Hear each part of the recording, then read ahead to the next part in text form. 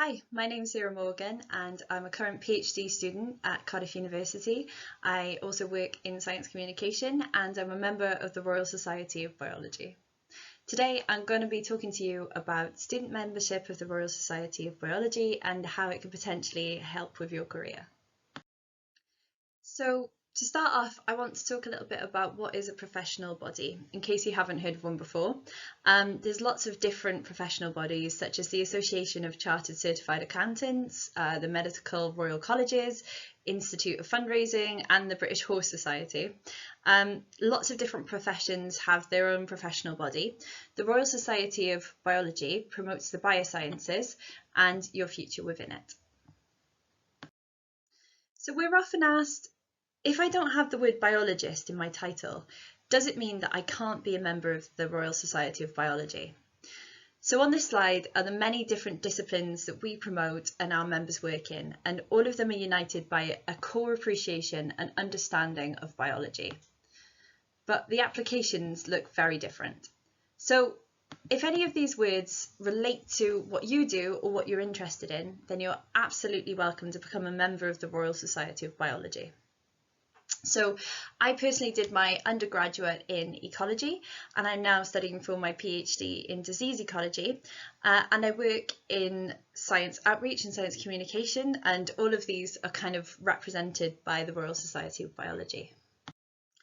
So this slide is summarising the key activities of the Royal Society of Biology, and these are to advise government and influence policy, to advance education and professional development, to support and represent people working in the biosciences, and to engage and encourage public interest in the biosciences. So as well as being a member of the Royal Society of Biology, I also sit on the committee for the South and West Wales branch of the Royal Society. And during my time on the committee, I've been invited to events where we break down and discuss different policies pertaining to education and the representation of the biological sciences in education. That's been really interesting for me to be a part of, and it's the first time that I've kind of looked at the science and how it relates to government and policy. So that's been a really fantastic opportunity for me to kind of see that side of science and science outreach. So we have over 17,000 individual members and 90 organisational members across the country and the world. So there's a lot of opportunities to get involved, and as I said, you can also apply to the committee of your local branch. And there's lots of ways in which the Royal Society can support you. So this might be through information and updates. So the Royal Society sends an email which has lots of information about the different publications and discussions that are happening in different areas of science, which we'll talk about in a little bit. And that's emailed to you. Career support and advice, networking opportunities, public engagement, grants, awards and competitions, and professional development.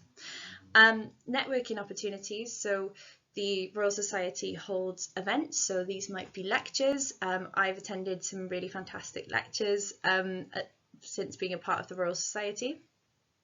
But also we are now moving back to in-person events, so this will be the first in-person events that I will have been involved in since joining. And we're hoping to do things like visit a seabird colony on Skocombe Island, which will be a wonderful opportunity to kind of meet different people working in the biosciences, but also to have fun. So another kind of facet of membership is that you will be posted the Biologist magazine. So the members of the society receive a free subscription to the peer-reviewed magazine The Biologist. So biology is brought to life through an impressive range of review articles, whilst topical pieces discuss science policy, new developments or controversial issues. So I read New Scientist when I was in college and during my undergraduate, and that was kind of my first introduction to kind of peer-reviewed publications in science. So the Biologist is kind of a bit like a New Scientist, but just for biological sciences. So The biologist also covers emerging topics in the life sciences, which are written for an interdisciplinary audience, and each issue focuses on new or growing key topics and is guest edited by an expert in the field. There are also open access articles which are available for all editions. So this edition of The Biologist is all about moths and includes some incredible macro photography of moths. There's also textbooks, Oxford Primers, which is the Royal Society of Biology textbook series, published in partnership with Oxford University Press. So these textbooks aim to give students aged 16 to 19 a first taste of studying biology beyond school. So as I already said, the Royal Society of Biology also sends these topical newsletters, these email newsletters, which helps you to stay up to date with science policy developments. They also have a breakdown of what has happened over the past week, from health and biomedicine to environment and ecology, government and parliament to research funding policy.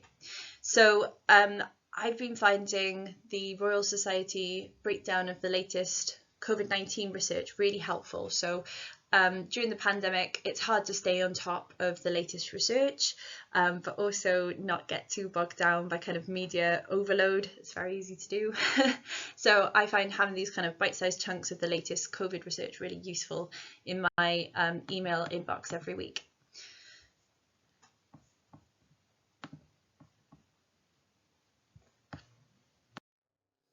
So in the weekly newsletters, we also have a breakdown of all these different areas. So science in Parliament, biomedical sciences, environmental and ecosystem science, agriculture and plant science, biology, education in the UK, research, environment and practice, and equality and diversity. So you can easily kind of navigate through all of these different subcategories within the weekly roundup to what's kind of relevant and interesting for you.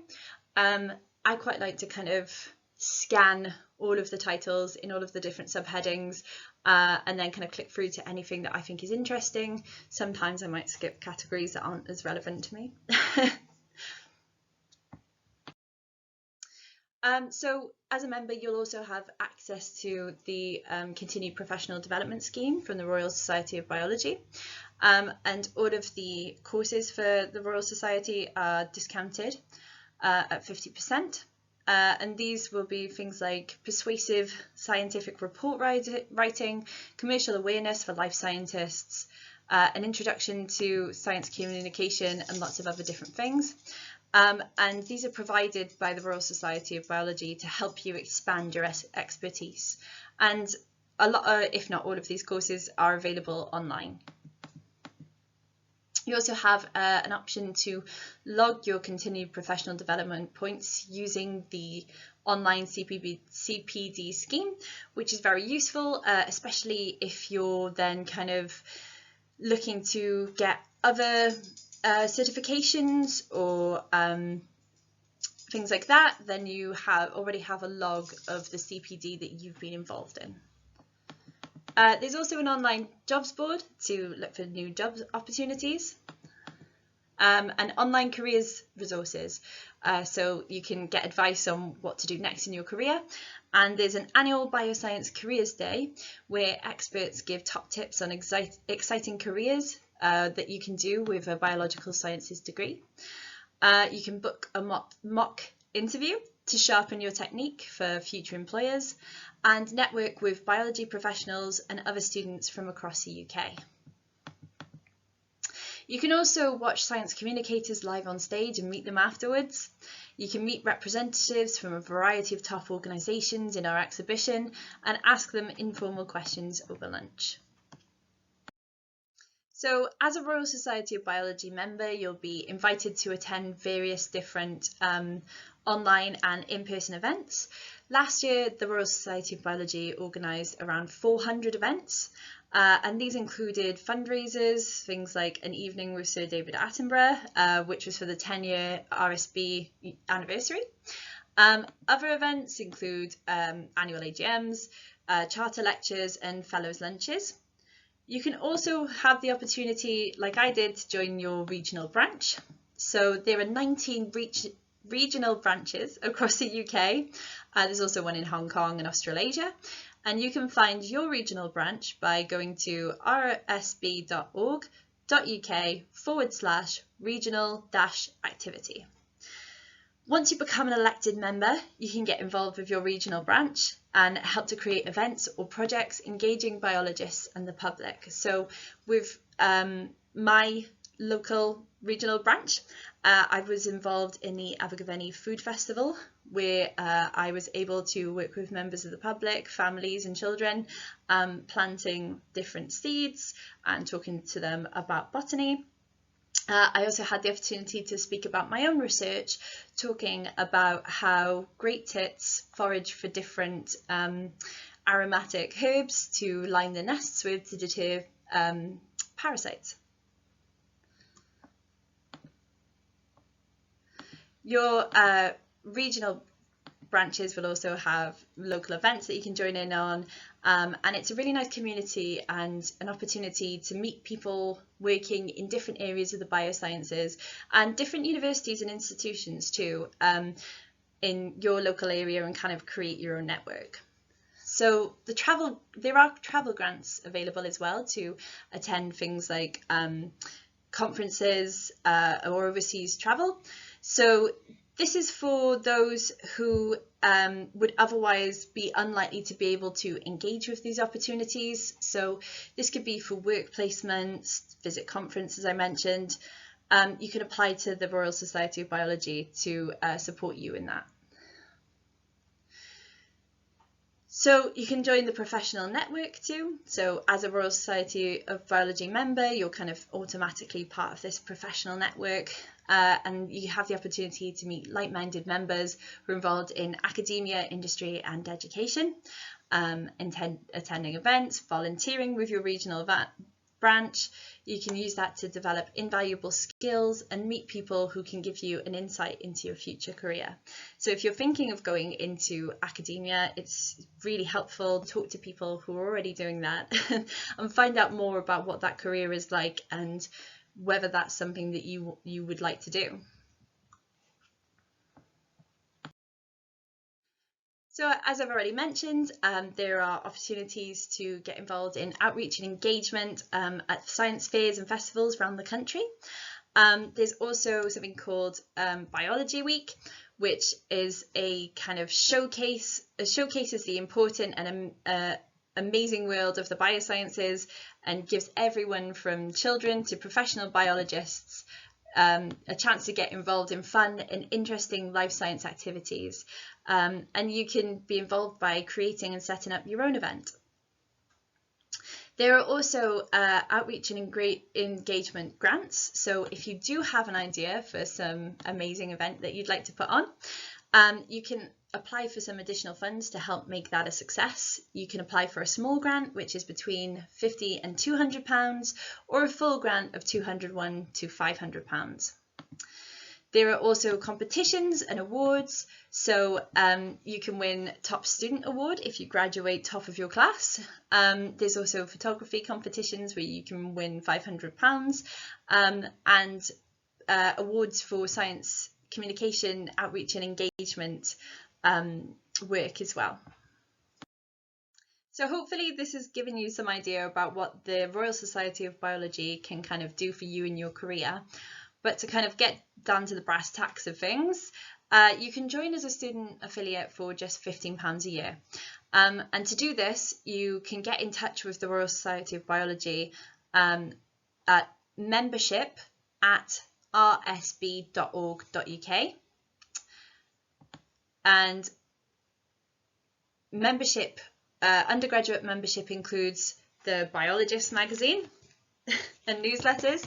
Another thing that I meant to mention about the Biologist is you can also write summaries of events for your local regional group. So if you do join the committee, after attending events, you can then kind of write a short synopsis of that event to publish in the Biologist. And this could be a nice introduction to scientific journalism if that's something that you're interested in, and gives you an opportunity to kind of make connections in that sphere. So you'll also get those email newsletters that I mentioned, careers, conferences and resources, money off those textbooks that we mentioned, and you have the opportunity to apply for grants. It also helps to kind of strengthen your CV and to join a network of other like-minded professionals who can help you find out more about different careers in the biosciences and help you on your way. You can also upgrade to associate free of charge, and then you can boost your professional recognition by using the post-nominal letters. So my title would be Sarah Morgan, RSB. You can also put the BSc after that as well, I suppose. So you have an opportunity to have some letters after your name. Always nice. So for more information, you can contact us at rsb.org.uk/join. Drop us an email, that's membership@rsb.org.uk. I'm also taking questions between 1 and 3 p.m. today. So if you would like to talk to me about any of the information today, please do drop in and ask away. Thanks very much.